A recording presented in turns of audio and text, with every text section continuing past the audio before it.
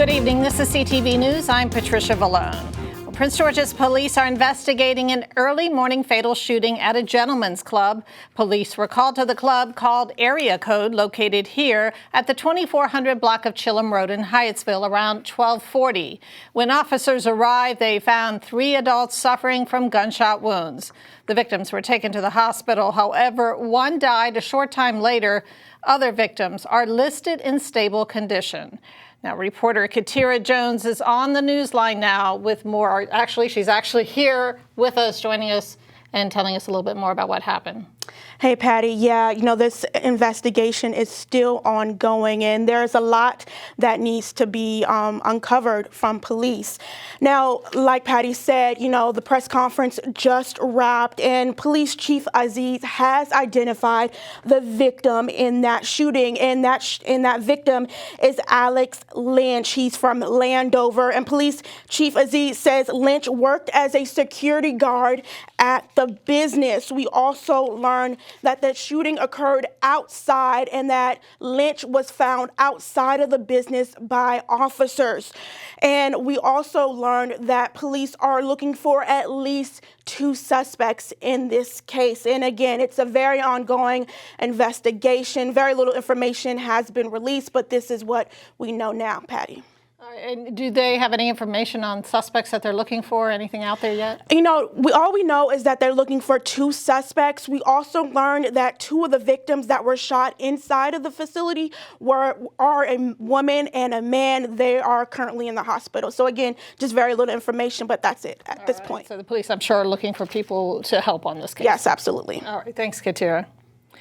Well, Nashville authorities have released surveillance video and police body cam footage from yesterday's deadly school shooting. A heavily armed former student shot through a locked school door before killing 6 people at the Covenant School.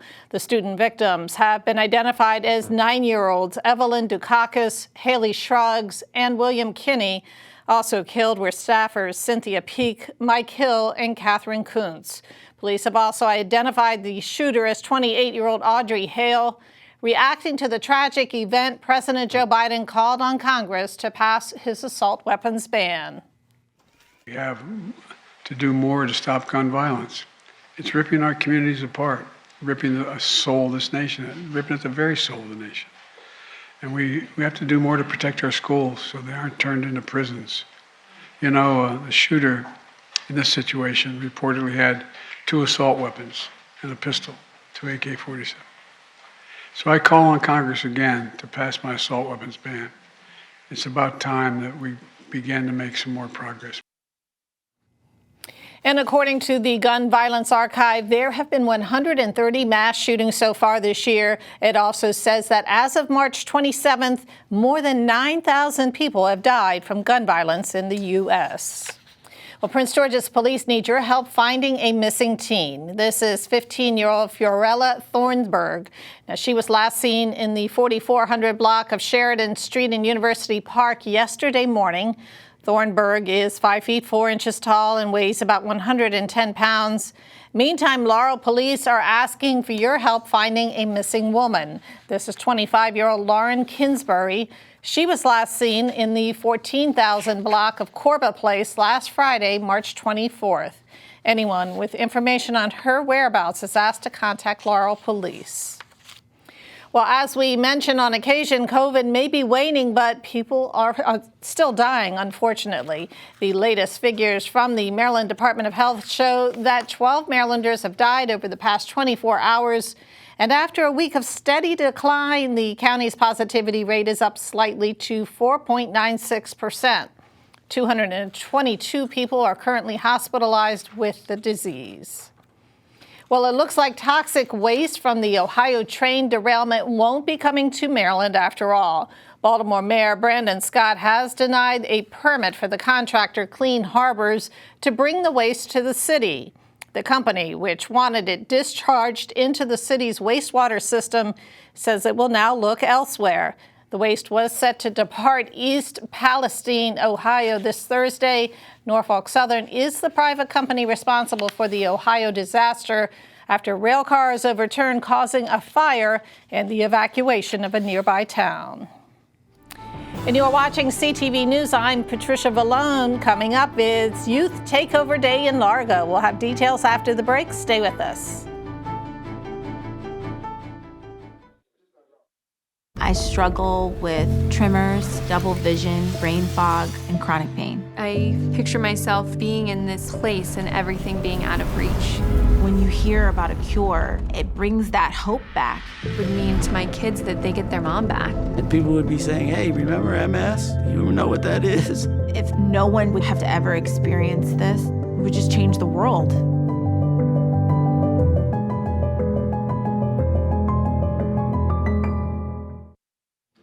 Welcome back. Well, the youngest member of Prince George's County Council sponsors a youth takeover day at the council. Edwards Burroughs brought about 30 high school students from his district to take part in the day-long event. Students observed the chamber in session. They took part in a juvenile crime briefing, and they also got a chance to tour county offices. I was here as a student not that long ago, and so it's those exposure opportunities and the access that really sparked my political future. And so I'm hoping that amongst the student populations today, we'll have a future council member. And the participants were student government leaders from Crossland, Oxon Hill, and Friendly High Schools. Well, of the 217 carjackings last year, more than half were committed by juveniles. Those were some of the statistics presented by the law enforcement officials to County Council today as part of Edward Burroughs' Youth Takeover.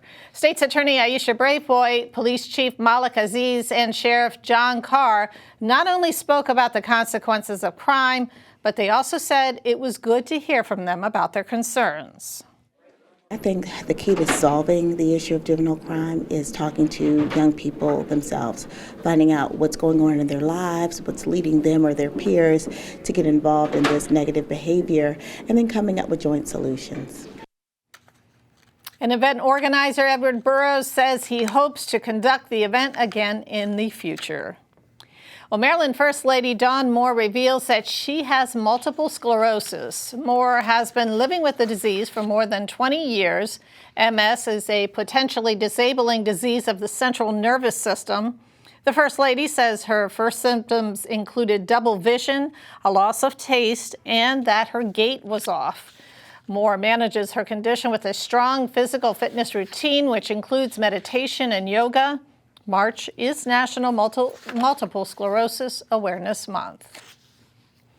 The FBI is offering a reward of up to $10,000 for information leading to the arrest of an elusive former Maryland official.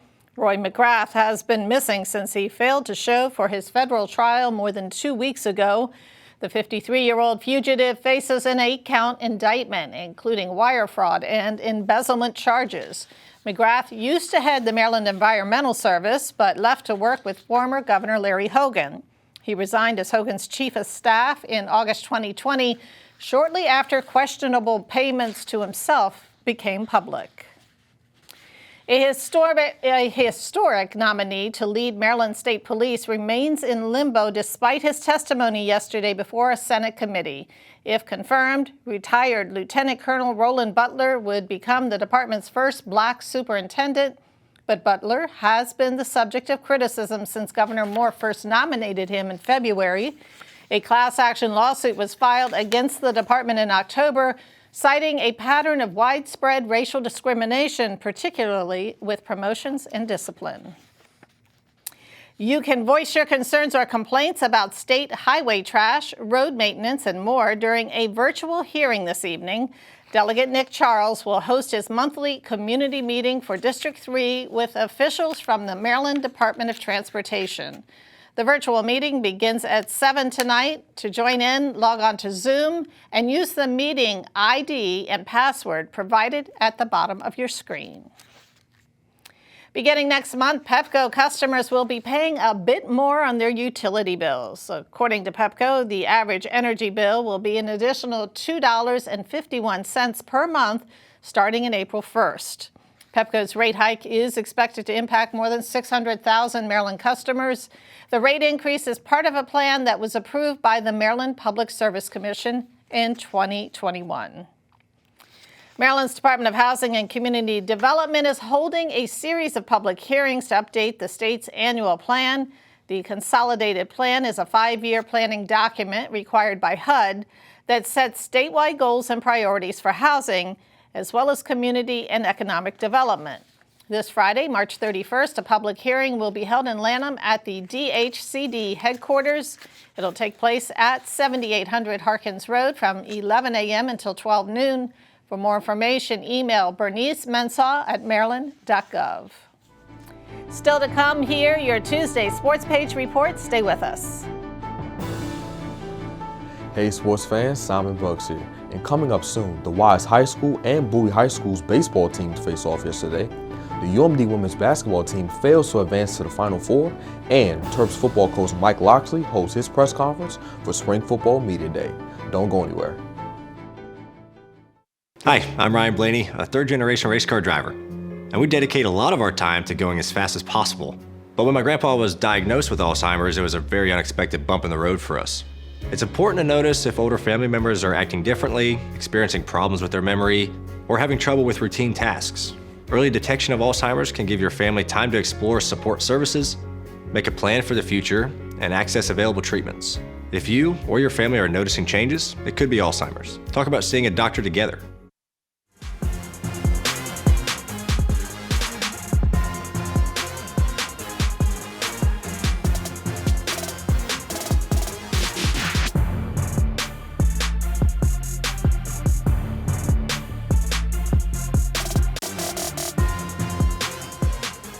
The Wise High School baseball team took the diamond against Bowie High School yesterday, but the Pumas couldn't come out on top as they were defeated by the Bulldogs 14-13.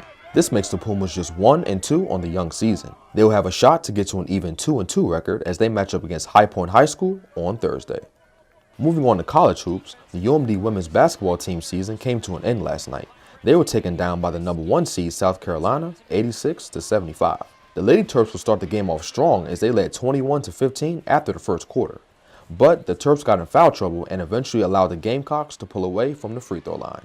The mentality to come out and punch first. I loved our first quarter. I thought we were really confident. We had South Carolina on the back of their heels, really having to adjust to our style of play.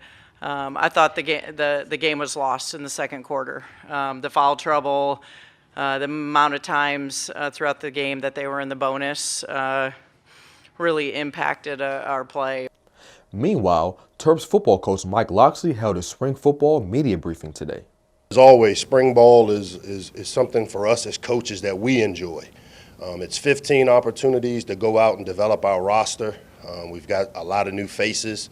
I think we had 18 new guys that showed up here in January, the end of January.